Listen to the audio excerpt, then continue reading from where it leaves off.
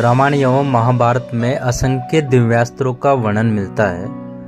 कुछ अति श्रेष्ठ योद्धा ही ऐसे होते थे जो देवताओं को प्रसन्न कर उनसे वरदान स्वरूप दिव्यास्त्र प्राप्त कर पाते थे। दोस्तों, इस वीडियो में हम महाअस्त्रों अर्थात ब्रह्मास्त्र, वैष्णवास्त्र, रुद्रास्त्र, नारायण अस्त्र, ब्रह्मशीर एवं पाशुपतास्त्र आदि को शामिल नहीं करेंगे क्योंकि उनके विषय में आप लोगों को पहले से पता है। लेकिन कुछ दिव्यास्त्र ऐसे भी थे जो अत्यधिक शक्तिशाली होने के उपरांत भी लोगों को उनके बारे में बहुत कम जानकारी है, और जिसे हमने नंबर 1 पर रखा है उसे महाभयंकर अस्त्र के बारे में जानकर आपके होश उड़ जाएंगे। तो आइए कुछ प्रमुख एवं प्रसिद्ध दिव्यास्त्रों के विषय में जानते हैं। नंबर 7, विशोषणास्त्र। यह देवराज इंद्र का अस्त्र था जो किसी भी चीज को सुखा सकता था। इसे चलाकर बड़े से बड़े सागर को पल भर में सुखाया जा सकता था, और इस अस्त्र को मुख्यतः वरुणास्त्र को नष्ट करने के लिए प्रयोग में लिया जाता था।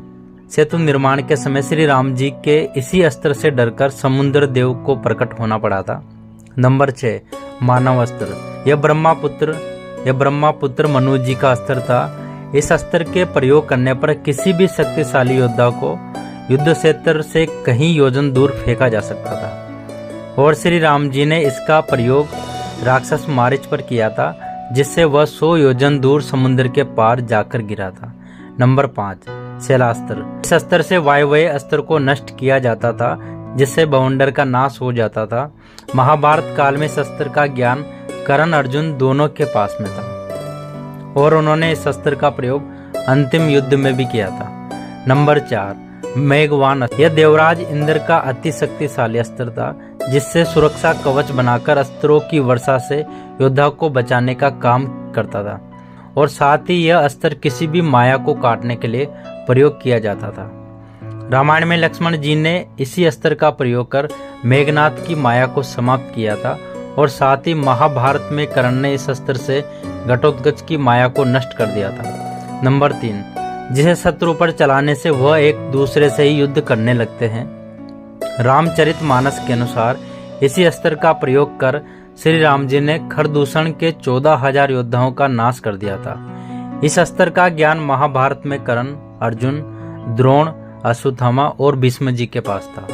नंबर 2, स्तूनाकरण अस्त्र। यह स्तूनाकरण नामक यक्ष का था। इसी अस्त्र से शिखंडी को पुरुष तत्व की प्राप्ति भी हुई थी, और इस अस्त्र को रक्षात्मक अस्त्र के रूप में प्रयोग किया जाता था। इस अस्त्र के प्रयोग से बलराम जी ने मगध नरेश जरासंध का शक्तिशाली गधा को नष्ट कर दिया था। इस गधा के होने मात्र से जरासंध को परास्त कर पाना देवताओं के लिए भी असंभव था, और इस अस्त्र का ज्ञान बलराम जी, महारथी कर्ण, भीष्म इत्यादि के पास था। नंबर 1, महेश्वरा अस्त्र। इस अस्त्र का जिक्र बहुत ही कम मिलता है। यह अस्त्र भगवान शिव जी के तीसरे नेत्र की शक्ति के संपन्न माना जाता है। इस अस्त्र के आह्वान मात्र से धरती जलने लगती थी, भूकंप आने लगता है, पर्वत वन सहित धरती डोलने लगती है। इस अस्त्र के प्रयोग से किसी भी शक्तिशाली राक्षस, दानव, दैत्य को एक ही बार में नष्ट किया जा सकता था। इस अस्त्र की भीषण शक्ति के आगे देवता भी नहीं टिक सकते थे।